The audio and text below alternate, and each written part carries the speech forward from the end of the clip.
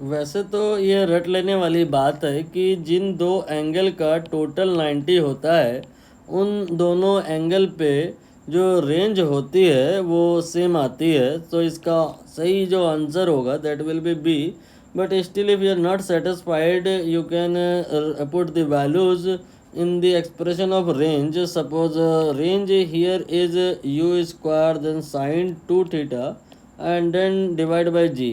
एक बार यहाँ पे आप थीटा का वैल्यू 60 रख लो और एक बार यहाँ पे थीटा का वैल्यू 30 रख लो। तो जो ऐसा करोगे तो केस 1 में यू स्क्वायर साइन 120 आएगा और ये थीटा रखा मैंने 60 तो 2 से गुणा कर देने के बाद ना 120 हो जाएगा। और दूसरे केस में यू स्क्वायर साइन थीटा का वैल्यू 30 रखेंगे तो 2 से गुणा होने के बाद वो 60 हो जाएगा।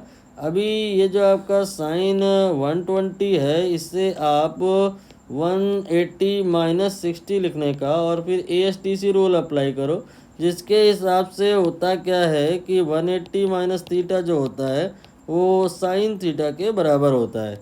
तो इस पॉइंट से अगर आप कहो तो जो रेंज आएगा in this case U square sine 60 divide by G आएगा। अभी एक्सप्रेशन आप चेक करो, इधर का और इधर का डिक्टो सेम टू सेम है। So range at 60 and range at 30 will be same. So we can say that B will be the right. One more thing here you have to notice, if you remember the expression of time of flight and maximum height attained, you can realize there will be no two angle जिस पे time of flight same आए, there will be no two angle जिस पे maximum height same आए। मतलब maximum height और जो time of flight होता है वो काइंड ऑफ यूनिक होता है, वो हर एक एंगल पे अलग अलग आता है। इसको आप मोनोटोनिक भी कह सकते हैं। अभी आखिरी वाली बातें अगर आपको कम समझ में आई हैं तो इनको इतना आपने वैल्यू नहीं देना है।